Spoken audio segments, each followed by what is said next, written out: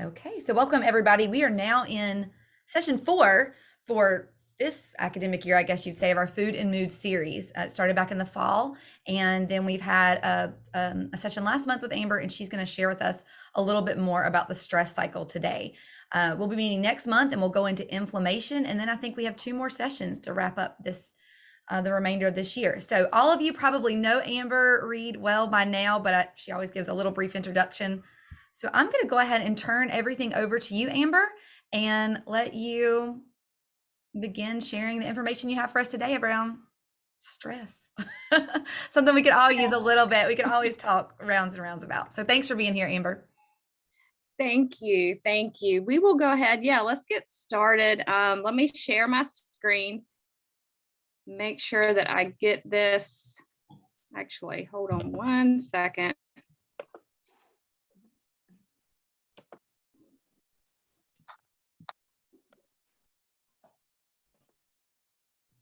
Now let's see what I got here. Screen 2.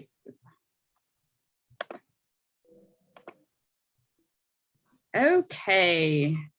I think I got a thumbs up, so it should be up. You can see we're talking about stress. We're talking about food and mood. And I am going to do my best to try to make all of this come together. I promise it's related, just like next month and the month after are related to this as well. So let's go ahead and just get started. Most of you, I think, probably know me by now, but just a brief introduction of who I am. I actually am a graduate of UNCG, and so got into doing the health coaching through the UNCG health coaching, and decided to go out into private practice. And so I own Balanced Energies, which is my own health coaching business.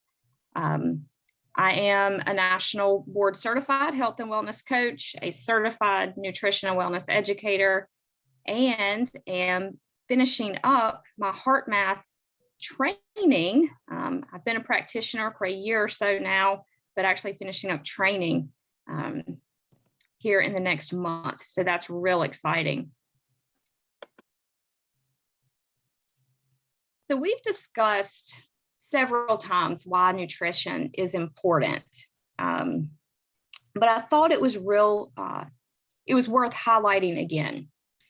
So prolonged stress, which is really what we're going to focus on today, is that prolonged kind of chronic stress.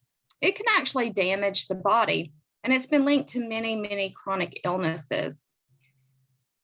What they're finding is that food can actually be therapeutic. And it can often work as well, if not better, than prescription meds. So a study done back in 2017, I think it was, actually found, for instance, that 15 milligrams of the spice saffron was as effective as 20 milligrams of Prozac. So just kind of thinking about this idea that food is medicine, food can be therapeutic, and taking that with you as we go through this, because we're going to talk a lot about micronutrients, different vitamins and minerals today as we go through. So there are actually 4 main reasons that I wanted to highlight again for including nutrition in stress recovery. And you can see them listed there. The repletion of key deficiencies. Like I said, we're going to talk a lot about vitamins and minerals. And stress is really, really good at depleting a lot of these crucial vitamins and minerals. Not only stress, but drugs, alcohol, a lot of these different toxins that we have in our environment can also deplete these vitamins and minerals. So making sure that we get these repleted, put back into our bodies can be really helpful, especially for building that resilience that we're going to talk about. Nutrition can also help us build, like I said, that resiliency to buffer stress. And we'll talk about some of the research in more detail, but research is actually showing that vitamins and minerals do help to build resiliency and lessen the effects of stress. And so they've looked at several things like with natural disaster kinds of traumas, and given people who experience this high doses of these micronutrients, and they were found to actually have a better stress response and better resilience. Nutrition is also really good for helping us repair and rebuild. Like I said, stress can damage the body. So these nutrients can help to repair and rebuild some of that damage. And then to link it back to mood, decreasing the risk for those mental health challenges, whether it be depression, anxiety, or even going into burnout. And there are even links to nutrition with suicide risk. So lots of potential here for further research as we really get into this idea of food, mood, and stress. Okay, so we're going to kind of elaborate on this a little bit, and we're going to discuss how certain foods are both related to mood and stress. But what I really want to highlight is that we know that stress impacts the microbiome. We know that it impacts gut function. We talked a little bit about that last month. But to give you a little more input in terms of the stress component, research has shown that 2 hours, just 2 hours of psychological stress can completely change that microbiome. Okay.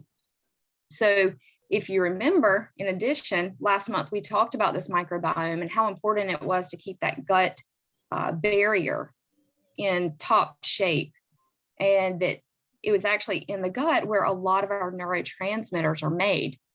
So things like serotonin, dopamine, GABA, all of those things are really started sort of in the gut, right? And we need to be able to take in foods and nutrients that help us not only synthesize these with the microbiome, but also give us those building blocks to make those within the body itself. And then this gut, this brain, talks to the brain, right, via the vagus nerve. And so we will review that briefly, but we have talked about that in some previous workshops. So just remember that those things are there if you have questions, that where you can go back and review some of this stuff. So thinking about this idea that our perception of stress is actually really a big piece of this, we'll talk about that a little bit, and then we'll get into some lifestyle changes that might help us build resiliency and start to develop some of those skills. Okay, so looking at some of these concepts in a little more detail, let's talk about stress. Okay, stress can be defined in a lot of different ways, but the definition that I really like for stress is that it occurs when demand exceeds capacity. And this applies when we care about that thing. I don't get stressed out over things I don't care about.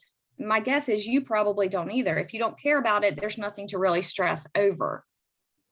But when we do care about something, and when those demands that are being placed on us exceed our capacity to be able to do that or to cope with that, then that stress and that tension shows up. So the idea, and I keep coming back to this because it really is a critical piece, but this idea that the stress perception, how we interpret that stress, we all react to stress differently. Some of it physiologically, it may be similar, but what we react to in terms of stress may be different for each one of us. Some of us get really frustrated in traffic, some of us don't. And so that's a very individual type of thing. So what really is the difference then is our stress perception, how we interpret what that event means. Is it threatening? How is it related to our overall, day or situation that we're in at that point? because the body doesn't really differentiate between types of stress, and it's not going to know if you're sitting in traffic or being chased by that tiger, right? So I'd like to use the analogy of a bathtub, with stress, the stress level that you're experiencing actually being the amount of water in your tub. So you can kind of think about that as your water level rises in the bathtub, the more stressed you feel. So just kind of take a mental note, or feel free to share in the chat if you'd like. How full is your tub? If you think about it, if you could draw a line sort of around your tub, how full would it be?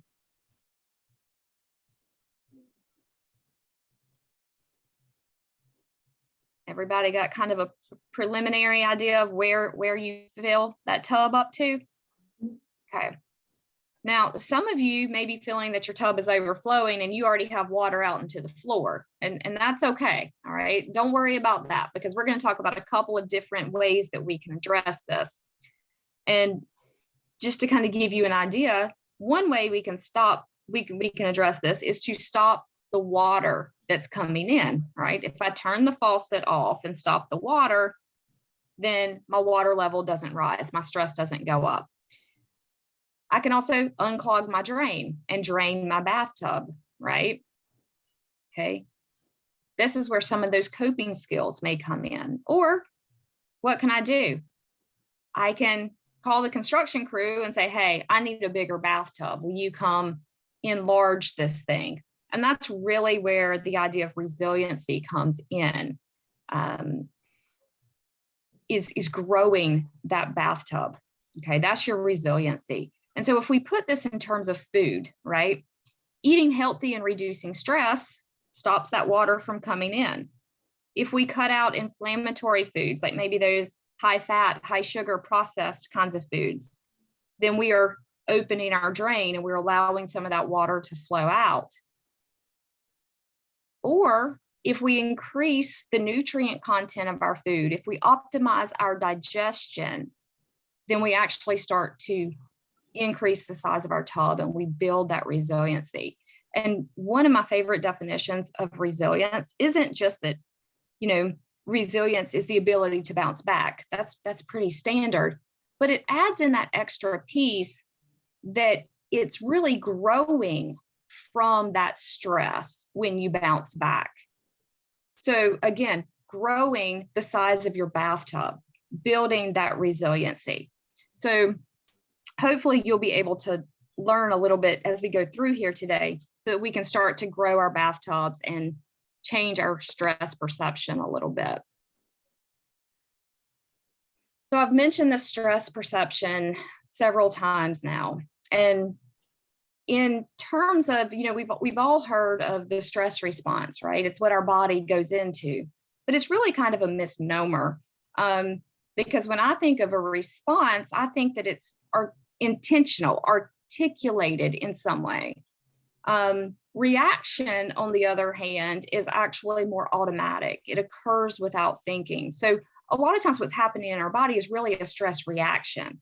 It is doing it on its own. We aren't conscious of it. It just, it's automatic. So this is actually part of our survival mechanism, right? Help keep us safe. But we can reevaluate our surroundings and decide to react if we deem that stressor is threatening, or to not react if we deem that, hey, you know what, this stressor maybe isn't all that bad. So I'd like to pause here for a minute, and I would give you the opportunity to jot down in the chat what you see. What is that a picture of?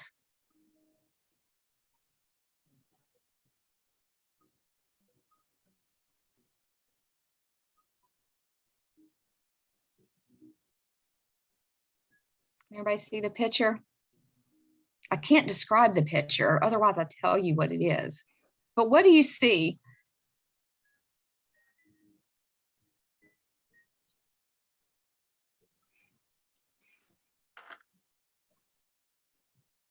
Do I have anything coming in?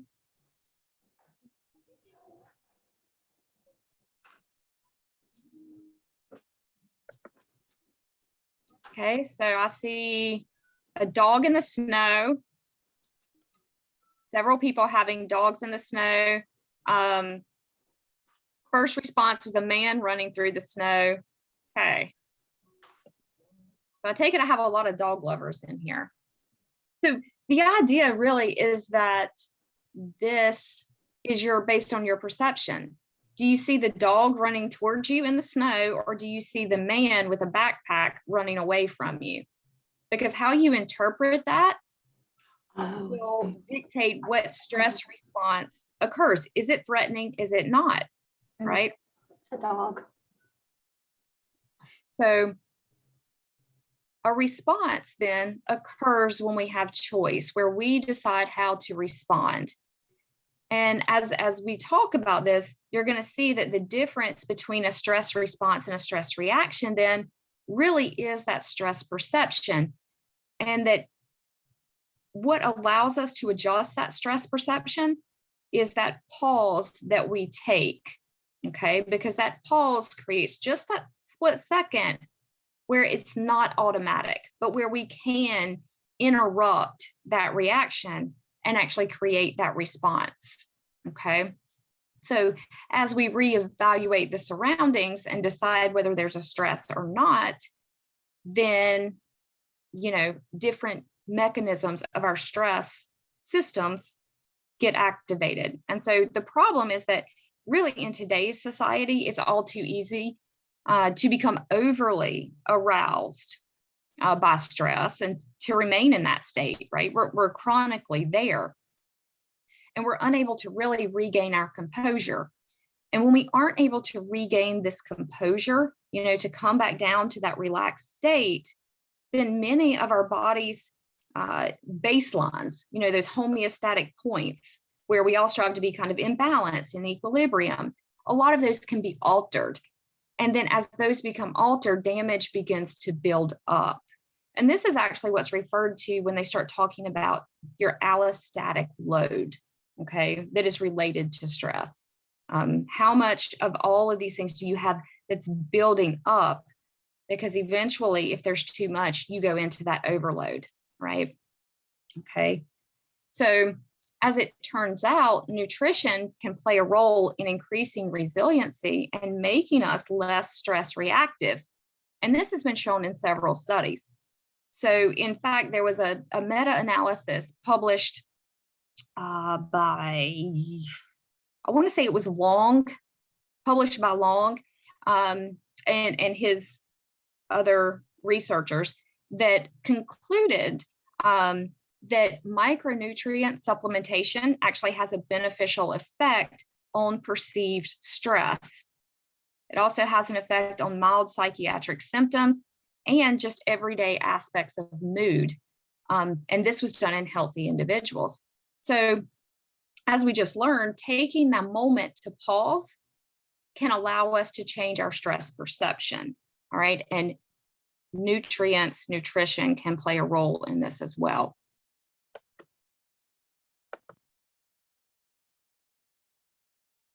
So if you were with me last semester, you have learned a little bit about the vagus nerve. So I'm not going to go over it extensively, but just in case you weren't, to give you a little preview. And again, this is in some of the videos that you have access to from previous workshops. But the vagus nerve helps the communication between the brain and the body, especially during times of stress. And so when we experience a stressful situation, our body can go into several defensive survival types of states, and they're mediated by the vagus nerve and by that autonomic nervous system. And so there is a sympathetic state, right? And that includes things like fight or flight, where we're really amped up. Maybe we're anxious, or some of us may be panicky or irritated, but our bodies begin preparing to mobilize us into action, right? We are either running, fleeing, or we are fighting. So we're being mobilized into action. And so on the flip side of this, we have that parasympathetic state. And if we consider this idea of polyvagal theory, then polyvagal theory says that the parasympathetic state actually there's two different pathways in terms of this vagus nerve. And one is that stress response that occurs when that stressor isn't neutralized in fight or flight. So it's kind of like a hierarchy gets set up. And when we can't stop that stressor in fight or flight, then we go into what's called freeze or fawn, because we are anticipating that this is an imminent threat or danger to our survival at that point. And so this is that case of shutdown that the body's using to protect itself when that threat is too overwhelming to run or to fight, right? And this is pretty much where depression and burnout, that's where they live. All right. And then this other parasympathetic pathway is what allows us to socialize, share meals together, relax. It's often what you've probably heard referred to as rest and digest. And so those are kind of the different states. And again, we've been over several of these in some previous workshops, so I don't want to go too deep. But the problem is that when we get stuck in chronic stress mode, that our bodies don't ever get the chance to recharge or reset, right? And it's here that we can start to see nutrient depletions start to show up. And acute stress uses up vitamins and minerals, right?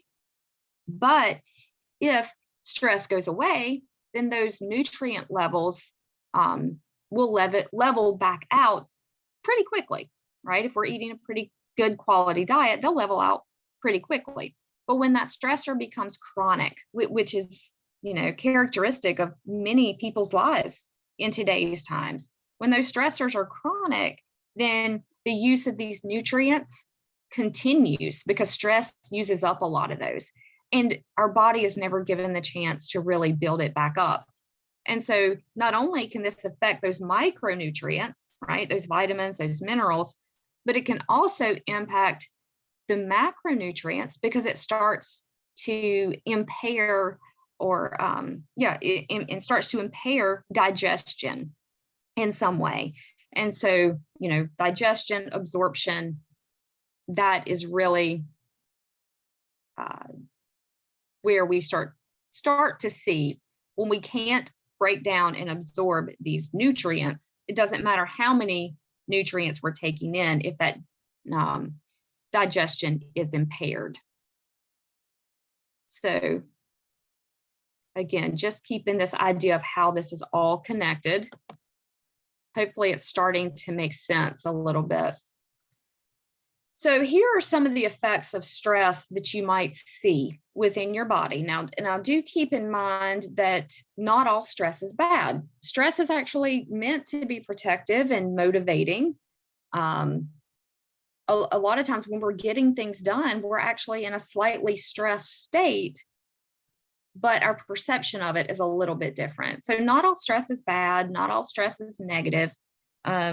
Moving to a new city or to a new house or getting married, having a baby, a lot of those things are stressful, but not necessarily negative or bad, right?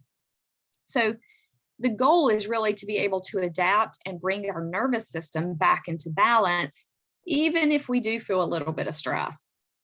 And if we aren't able to do that, then we might see some of these effects.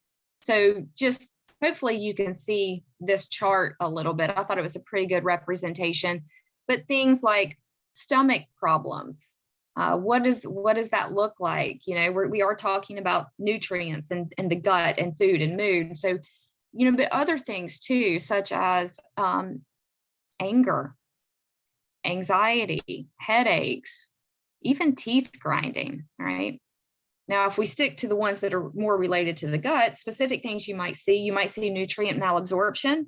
You might see changes in bowel habits, slowed metabolism, weight changes, blood sugar imbalances, a lot of those classic kind of stress things. You can also see food cravings. So if you think back to last fall's series on food cravings, you may see those food cravings pop in with stress, with that emotional eating or that stress eating. And I thought this was actually pretty cool, so I'll share it with you. But in terms of willpower, lots of people have tried, diets and have fallen off and felt like they failed the diet. They couldn't stick to it. But, and this may be for you personally, maybe you've experienced this or know someone who has. How much more likely is it to not be able to stick to a diet when you're stressed, right? Typically that willpower goes right out the window. And some of the research kind of suggests that willpower really isn't like you have it or you don't, but it's more like an energy. And so it can become depleted as you move throughout the day, or it can become depleted as you focus on other stressors, right? Because there may not be enough energy to both diet and deal with that stressor. So just a little tidbit to tie it back into kind of the series we did in the fall. All right. So the idea is that stress really does impact that gut, impacts that microbiome, impacts our appetite, and really our whole body. So what I suggest is we need to be doing more of that being instead of always doing that doing, right? So again, we're not going to look at all these. A lot of these we have looked at in the past, but this just really kind of sums it up. We will get into increased inflammation and changes in sleep pattern. Those are our next two in this series. And so they're actually looking at inflammation as being a biomarker of stress, okay? Because the two are intricately linked together. And changes in sleep can actually promote inflammation, which creates stress, and the body interprets that as stress. So we'll get into that a lot more over the next couple of months as we continue to go through this series. But everything is very much interconnected, and that's what I really want you to take away from this. So again, just looking at this idea of how stress can impact this aspect of food and eating, right? Stress does increase our demand for nutrients. And so if we aren't getting those in, then we can get into that depleted sort of state. So when we're in this stress response, right, then we get that release of cortisol. Cortisol goes up, and it can increase that urge to eat, especially foods that are high in sugar, high in fat, those high foods that I like to call them, because they make us happy, right? Acute stress can also do this. So if we look at this idea of ghrelin, I told you I would mention ghrelin. So acute stress can lead to increases in ghrelin as well. And ghrelin is that hormone that we initially dubbed the hunger hormone, because it increases the potential for you to eat. It's like, hey, you're hungry, go eat something. I like to think about it as, if anybody remembers Gremlins, okay? Well, Gremlins would eat anything they could get their hands on, right? And that's kind of what ghrelin creates, is that desire that we just want to eat. We're hungry. And so it says, hey, go get something to eat. And so what they're finding is that this change in ghrelin can actually increase the potential for some people to emotionally eat. And this is especially true for individuals who have a larger or greater cortisol response to stress. So chronic stress can actually impair this system and lead to disruptions in appetite and eating behaviors. And so there was a systematic review and meta-analysis that was just published last year. It got a lot of press, at least in the circles that I look and check. And it was published in Nutrients, and it concluded that ghrelin was actually a biomarker for stress. And they said that ghrelin tends to increase just after acute stress, but that its effects are typically short-lived. Now, what this means is that this is actually really good news. It means that if you do tend to want to eat when you notice that, there's been just a very short-lived stressor, that urge to eat passes fairly quickly. So if we could do something to take our mind off of it, to maybe change our scenery, something that's going to alter, create that pause where we can have that choice, then we will be able to work through that increased urge to eat rather quickly. Okay. This is one of the reasons why we did tapping when we looked at some of these stress eating or emotional eating types of things. And tapping gives you something to do, and you work through, you lower the cortisol, it lowers that ghrelin response, and you're able to work through that craving. Now, in overweight and obese individuals, it starts to get a little trickier, and they're still trying to figure out sort of all the dynamics with this idea of ghrelin. But the effect does seem to be more pronounced and last longer in those who have more weight. Okay. Other research is also suggesting that ghrelin's response to acute stress may be different between the sexes. So, like I said, a lot of it is still very preliminary. They're not sure exactly how it works completely, but they're working to figure that out. But they are thinking that this dysregulation of that ghrelin system may be relevant to stress-related psychiatric disorders, and stress will drive psychiatric disorders, anxiety, depression, PTSD is a prime example. All right. So as you can see, this cycle is actually reinforced, with those cravings. But then with that, there's further nutrient depletion, metabolic chaos, and an increase in stress. And so you get caught in this cycle. And in terms of metabolic chaos, what I'm really referring to is that disruption that occurs in those hormones and those peptides and those neurotransmitters and all those other mediators as a result of chronic stress activation. And so once enough depletion of resources occurs, then that's when that exhaustion occurs. Okay. So, and in a lot of the nutrients that they find that stress depletes are actually ones that we need, that help us with our metabolism, that help us generate energy. So it's no surprise that stress often leaves us feeling fatigued. So just a brief sort of idea here on macronutrients. Proteins are needed as a building block for neurotransmitters, right? Proteins provide those amino acids. And what helps to start break down some of these proteins is actually your stomach acid, your hydrochloric acid, right? And it's needed for adequate digestion. And the thing is that this hydrochloric acid is actually really affected by stress.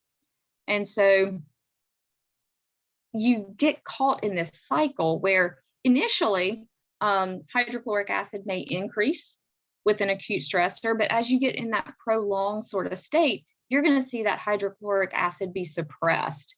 And when we start to see that suppression, then you're going to start to see problems with digestion, problems with absorption.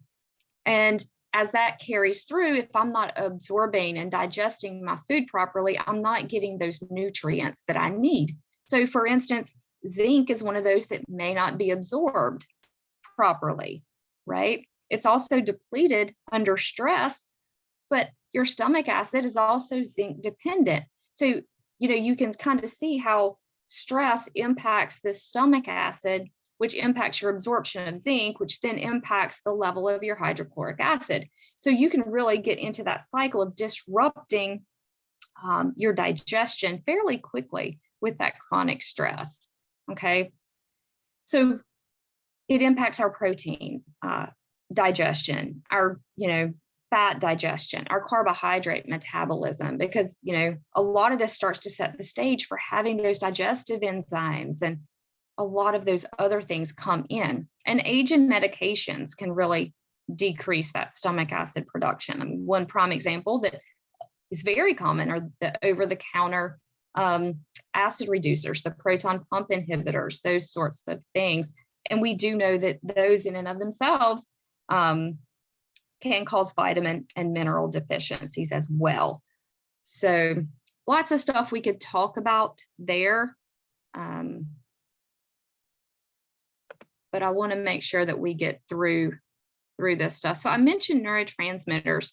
And again, I'm happy to send this out. I'm not going to spend a lot of time on this just for the sake of time today, but just know that stress does impact that gut function like we've talked about, and that's where those neurotransmitters are made.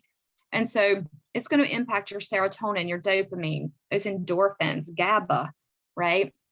And a lot of these make us feel better. They calm us down. You know, they help us work through pain. And so if they're impacted, then, you know, we're going to feel that stress even more. And so I've given you a couple of healthy versus not so healthy sources. And again, the not so healthy sources are not saying they're bad. Certainly eating them on occasion, you know, we all need to indulge every once in a while, but just trying to give you some options here. And like I said, I can send this out after the fact, but you'll notice that a lot of those do have clean proteins as a base for those amino acids, but you can also get them from fruits, vegetables, dairy, those sorts of things. And so lots of different information in there, and I'll make sure I get that sent out to you.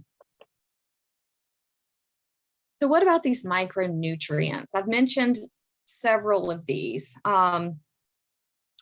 A lot of these that I have listed here are vitamins, they are minerals, some are antioxidants, which can lessen the impact of that oxidative stress in the body. And we're not going to go over all of these today. We will go over a few more in the next couple of months, but just to give you some ideas of some common nutrients that can be depleted or impacted by stress. Okay, magnesium in your B vitamins, your zinc, your omega-3s, and then of course, you know, the C, the A, the D, the E, even iron and calcium can be impacted. And this is only a sample. Other research says that, you know, there may be more. So a review published in Advances in Nutrition in 2020 concluded that the bulk of evidence actually suggested psychological and physical stress can influence concentrations of several micronutrients. And the researchers went on to state that while more research, you know, is needed in this area, that it is important due to the strong association of stress with mental and physical disease, and also because of that crucial role that micronutrients play in optimizing our body.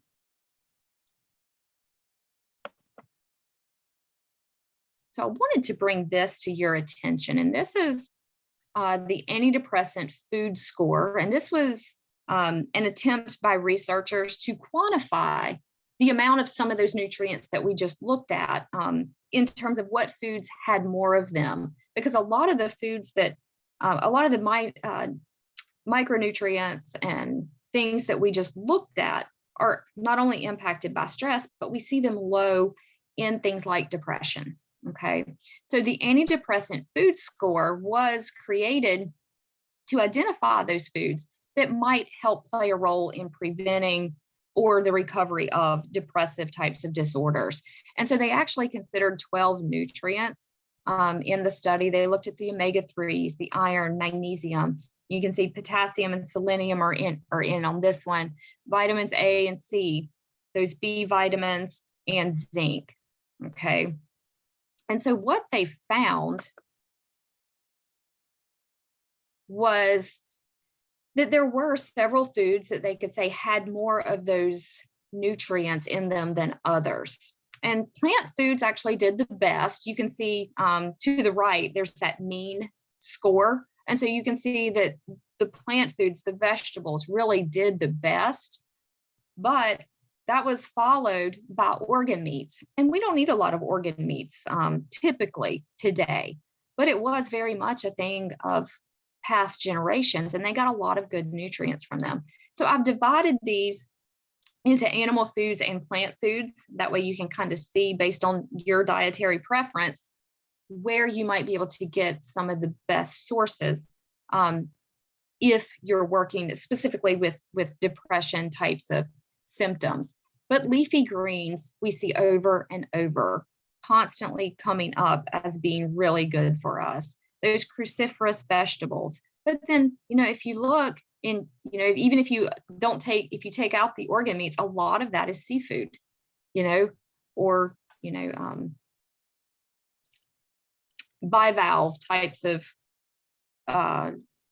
things from the sea, right? Seafood, not just fish, is what I'm trying to say. So as I stumble over my words. So think about which ones you eat or which ones you don't eat and which ones you might be able to add in. So this is just a summary of foods that are high in those stress depleted nutrients, focusing on leafy greens, those whole grains. Okay, because if it's a refined grain, you lose a lot of that nutrition. Nuts, citrus. Okay, so you get that vitamin C. Vitamin C is needed to help with absorbing iron, which we also see is sometimes low. Had to throw in the dark chocolate, but you see the fatty fish, your low-fat dairy or dairy alternatives, your lean meats, eggs, and I put in there sunshine and rainbows, because sunshine gives us that natural vitamin D, and we know that sunshine can actually stimulate the production of serotonin as well and help give us that natural energy, which is often lacking when we're feeling low and down and just fatigued from stress. And then rainbows. What do I mean by that? I want you to eat your rainbow. More colors equals more nutrients. So thinking about that, and that will get into even how do we fight inflammation, which is next month. So option one then is that anti-inflammatory eating pattern. Again, I'm not going to go over this because I'm really going to hit this a little bit more next month, but just wanted to kind of give you a preview. And there's a lot of different diets that fall under this broad category. The DASH diet, the MIND diet, the Mediterranean diet. So this is sort of a broad umbrella, and it's very different than our standard American diet. Okay, so again, we'll go into that a little bit more next time. Option two is to eat the rainbow, and I'm certainly happy to send this out, but this is just a little tracker that I put together because it was really helpful for coaching clients to be able to track and see their progress. But it lists the color and then foods that fall under that color, and then the benefits. Are they anti-inflammatory? Do they help with stress? Do they help with skin or gut health? What is it that they're actually helping with? And then it gives you a way to track. Are you meeting a daily goal that you've set, or are you meeting maybe a weekly goal, depending on where you are? And I found that this is really, really good if you have kids in the house, or you're trying to do this maybe even with a friend, but it gives you a way where you can almost create like a challenge or a competition, make it a little fun. Always helps with getting people motivated. So again, happy to send that out. Want to make sure you have time for questions. Option three, probiotics. We talked about this last month, but I wanted to bring it back in so you can hopefully start to see how all of this is really tying together. I have highlighted, and I don't think I showed you this last time, but again, in the URL summary, I can send it out. There are certain strains of probiotics that are especially helpful that they found with the stress reactivity or the stress perception. And a lot of those are those lactobacillus and bifido types of strains. So again, happy to send that out to you as a resource as well. And then wanted to end with option four, because I tried to keep this focused on food, not supplements, and try to keep it focused on food and not all of the other things that we can do. But it really is worth mentioning these mind-body strategies to control that stress, right? Because if we control that stress, we control our mood, and we control the microbiome and that gut dysfunction. Okay, so many of these you've seen before, or we've talked about before in some way. But addressing diet, tapping is a great way to lower cortisol by somewhere average about 45% of salivary cortisol is what they're finding just going through a tapping session. And you can look it up. It's emotional freedom technique.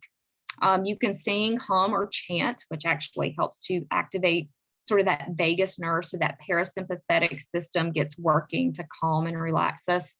And one of the most direct ways to get in there to activate that parasympathetic state is through the breath. So taking that moment of pause, right, and taking a time out to breathe can actually be very beneficial. Practicing self-massage, especially if you want to rub the ears, behind the ears, pull on the ears, that directly goes in and impacts that vagus as well. There's essential oils. We've talked about getting out in nature, getting some of that sunshine, laughing, smiling, being social, essentially. And we'll eventually get to how do we set up this bedtime routine when we start talking about sleep and the circadian rhythm. So there are lots of different options available to you to help lower that stress. And so just to kind of sum it all up and put it in a nice, pretty bow for you, high chronic stress knocks us out of our resilient, safe zone, right? And it can promote inflammation. It can create that imbalance in our nervous system. We've talked about the gut and how it changes that a lot, but it can also impact, our brain function, not only emotionally, like our brain, but thinking cognitively, all right, with lots of other things. And stress has been linked to mental health. And a lot of that has to do with the depletion of many vitamins and minerals. It also has to do with increasing inflammation as well, okay, as well as creating those imbalances in our microbiome and that nervous system. And so just keep in mind that relaxation and self-care are actually really critical for helping to regulate that stress, in addition to the diet type stuff we've looked at. So I'm going to stop the slide share.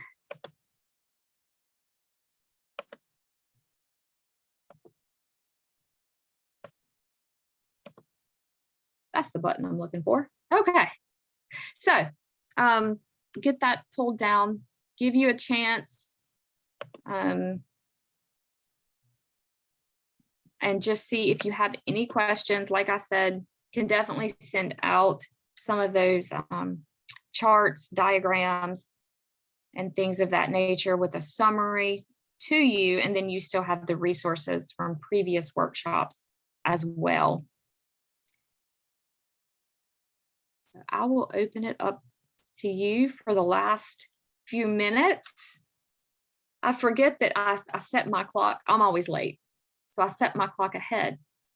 So by doing that, I'm like, wow, it's 4 o'clock. Well, we still have 10 minutes for questions. So I did really good.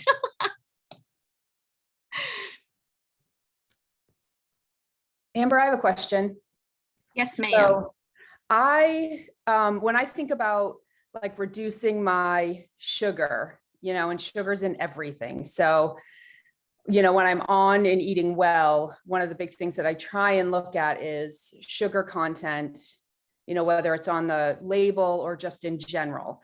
So what are some healthier ways to supplement, when you're either making things or need sugar? I don't like artificial at all. So if it's, obviously aspartame is kind of getting out of there, but even some of the other kind of more artificial ways when people try and do sugar-free or try and do other substitutes for sugar, what are some of the like healthier, better for your body ways to think about sugar in your diet?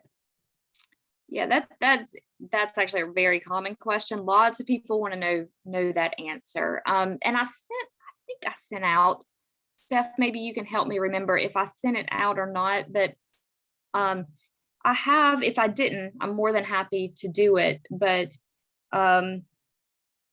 it's a graphic that I created. It's called Sweet Choices, and it kind of gives you the rundown, and it breaks it down of what's acceptable, what you might want to use caution with, but that might be okay for you, versus what you may want to avoid. And a lot of the avoidance or what you're already avoiding, the artificial types of aspartame, because, we're getting, while the research can be mixed at some points, we are seeing that it's not quite as safe as maybe they once originally thought, right? So I'm happy to send that back out, but things like trying to think of what doesn't have, and it depends. Some people like stevia, some people don't. For some people, it can have a very bitter aftertaste. I've found that if it is, there's a certain way they can process it that takes the bitterness out. And so depending on the brand, some may have more or less bitterness. And then of course, some people are just more sensitive and they don't like it. So that's an option. Some of the sugar alcohols can be beneficial. But then again, they can also, depending on if you have certain health conditions, they may not be advised either. Okay. You know, so a lot of it is very individual. Monk fruit is a really popular one right now. To me, it doesn't have that bitterness that stevia can sometimes have. And it kind of gives you a little bit of an alternative. And of course, you can always go back, right? And maybe put in a little bit of the monk fruit or a little bit of the stevia and add in maybe half of the sugar that the recipe calls for. Right. Okay. So you can always cut back and minimize in that way too. If you're baking, applesauce is a great way. Banana is a great way to increase sweetness without adding necessarily the refined types of sugars, you know. So several different things, but I hope, does that answer your question? Give you a little bit? Okay. Yep. And Steph mentioned that she does have that chart. I may have missed it because I missed the last workshop. So if you sent it out with the previous one, but yeah, Stephanie has it. So thank you. I appreciate it. Yeah, absolutely.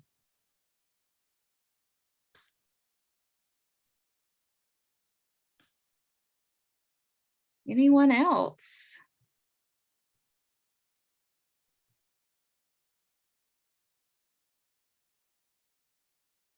Yes, and our next session, Steph just put it in the chat, will be March 22nd, and we will be back at noon. I had to adjust today, but my husband got a big work promotion, so we had to, they were doing his promotion ceremony, so that's why we had to move it a little bit later today. So thank you for being flexible with me, but we will actually get into the idea of inflammation. What does that mean in terms of the mood, right? We're seeing that inflammation is really one of the main drivers they're looking at now of sort of those mood dysregulation kind of things. Stress can be a part of that because, like I said, they're starting to look at that as being a biomarker of inflammation, being a biomarker of stress. And so we'll look at, you know, foods. We'll look at some essential fatty acids. So we'll get into more of the omega-3s. We'll look at vitamin D, which can actually help with inflammation as well. We'll look at that. And those have actually been correlated with suicide risk as well. So we can talk about some of that stuff as we get into this idea of inflammation and stuff next month. That's kind of where I'm going. So hopefully that will pique your interest just a little bit and you'll come back and join us. Yeah, and thanks for being with us again today, Amber. It's always good, and you always provide us with so much information. And we will be sending out the recording and all the links and charts that Amber referred to today, and of course, her contact information. So if any of you have questions outside of this presentation, you're welcome to contact Amber as well. And so our next session, like she said, will be March 22nd at noon. And then I invite you to check out our website too, healthy.uncg.edu, to see some of the other upcoming offerings that we're going to have and just opportunities to continue supporting you in your wellness. So thank you for being with us, everybody. And hopefully we'll see you before next month. But if not, we'll see you back on the 22nd. Bye, everyone. Have a good day. Thanks, Amber. Thanks.